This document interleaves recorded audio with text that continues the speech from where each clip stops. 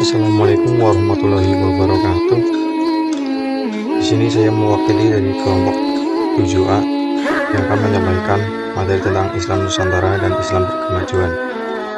Sebelumnya saya akan memperkenalkan anggota kelompok saya. Yang pertama yaitu saya sendiri dengan nama Yusuf Al-Fatoni dengan NIM 21411 0402100. Yang kedua Mailen Prasetyo dengan NIM 21411 0402101. Dan yang terakhir Suci Mulyasari dengan NIM 21411 0402102. Makna Islam Nusantara. Islam Nusantara ada beberapa definisi yang dikemukakan oleh para pemikir Islam, antara lain yaitu Islam Nusantara ialah paham dan praktek keislaman di bumi Nusantara sebagai hasil dialektika antara teks syariat dan realitas dan budaya setempat.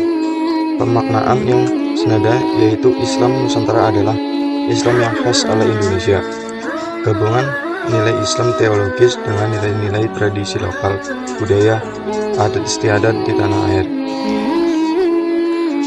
Definisi pertama ini secara substantif menunjukkan bahwasanya Islam Nusantara merupakan paham Islam dan implementasinya yang berlangsung di kawasan Nusantara sebagai akibat sintesis antara wahyu dan budaya lokal, sehingga memiliki kandungan nuansa kearifan lokal.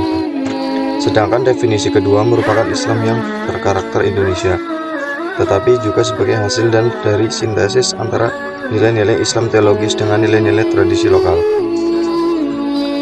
Respon umat Islam terhadap Islam Nusantara. Sosialisasi identitas Islam Nusantara mendapat respon yang bervariasi di kalangan umat Islam, terutama para pemiliknya. Terjadi kontroversi pandangan dan penilaian di kalangan mereka hingga terbelah menjadi beberapa kelompok. Setidaknya ada 4 kelompok. Menurut Sahal, Islam Nusantara yang dijadikan tema utama Muktamar NU itu telah menimbulkan debat publik yang serius. Ada sikap pro dan kontra terhadap Islam Nusantara di kalangan mereka. Ada yang berjuang keras dan berargumentasi dengan mendayagunakan penalarannya agama Islam Nusantara bisa diterima baik di kalangan umat Islam maupun non-Islam. Sebaliknya, ada yang menghadang perjuangan itu dan berusaha mematahkan argumentasinya.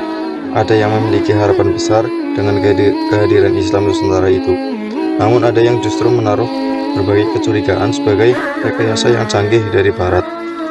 Ada yang kurang menyetujui Islam Nusantara itu, tetapi mereka diam, tidak melakukan serangan-serangan yang berusaha mematahkan argumentasi kelompok yang menyetujui Islam Nusantara. Dan ada juga yang menyetujui penggunaan istilah Islam Nusantara tersebut, namun bersikap diam dan pasif sehingga tidak berusaha mempromosikannya. Karakteristik Islam Nusantara.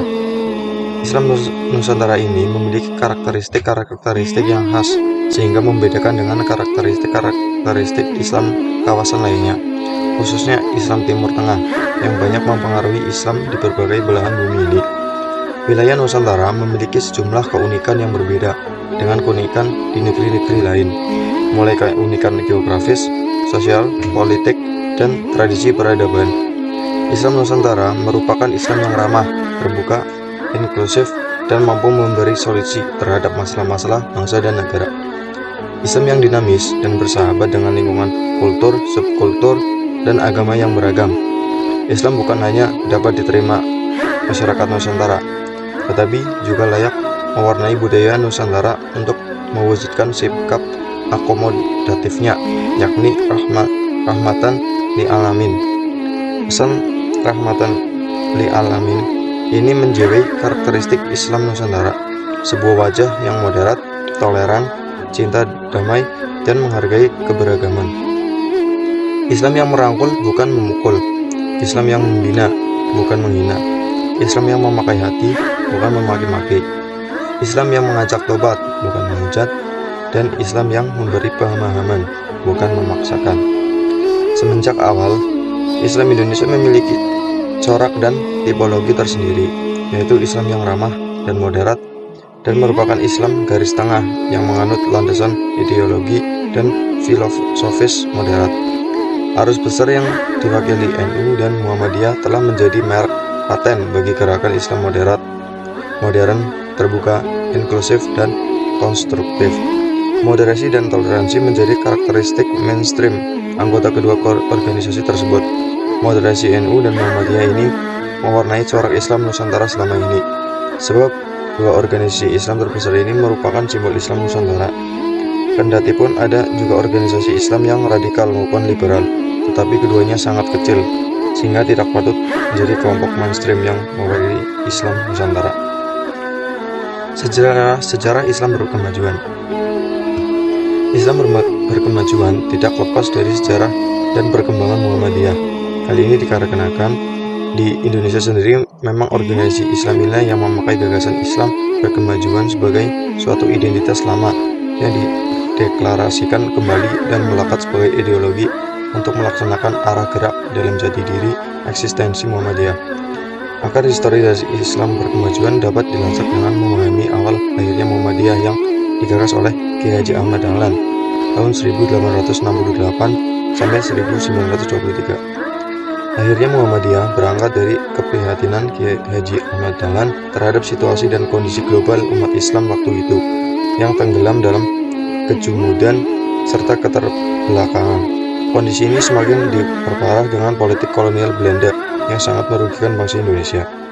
Latar belakang situasi dan kondisi tersebut telah mengilhami munculnya ide pembaruan Kiai Haji Ahmad Dahlan 1868-1923. Ide ini sesungguhnya telah muncul sejak kunjungannya ke Mekah untuk pergi haji. Makna Islam berkemajuan. Berkemajuan memang mengacu kepada visi dan cara berpikir ke depan.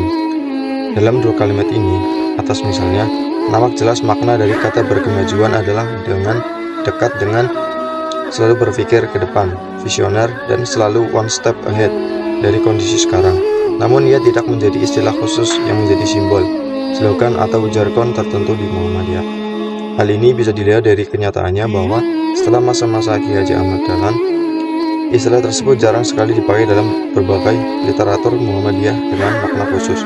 Dalam catatan sejarah, istilah Islam berkemajuan diperkenalkan kembali dalam memberikan ciri tentang masyarakat Islam yang sebenarnya. Pada saat Muktamar Muhammadiyah ke-37 tahun 1968 misalnya, dikupas tentang karakter masyarakat Islam yang sebenar-benarnya. Gerakan Islam berkemajuan juga digelorakan pada Muktamar ke-46 tahun 2010 di Yogyakarta, bahwa Muhammadiyah pada abad kedua berkomitmen kuat untuk melakukan gerakan pencerahan. Gerakan pencerahan merupakan praksis Islam yang berkemajuan untuk membebaskan, memberdayakan, dan memajukan kehidupan. Tujuan dari gerakan Islam berkemajuan ini adalah untuk memberikan jawaban atas problem-problem kemanusiaan berupa kemiskinan, kebodohan, ketertinggalan, dan persoalan-persoalan lainnya yang bercorak struktural dan kultural. Setelah lama tidak populer, istilah Islam berkemajuan baru dipakai lagi dan bahkan diberi makna khusus atau menjadi slogan ketika catatan Kiai Syuja 1926 sampai 2002 yang awalnya berjudul Muhammadiyah dan pendirinya diterbitkan menjadi buku dengan judul Islam Berkemajuan, Kisah Perjuangan Kiai Haji Ahmad Dahlan dan Muhammadiyah Masa Awal 2009. Sekian, terima kasih. Kurang lebihnya mohon maaf. Wabillahi taufiq wal hidayah. Wassalamualaikum warahmatullahi wabarakatuh.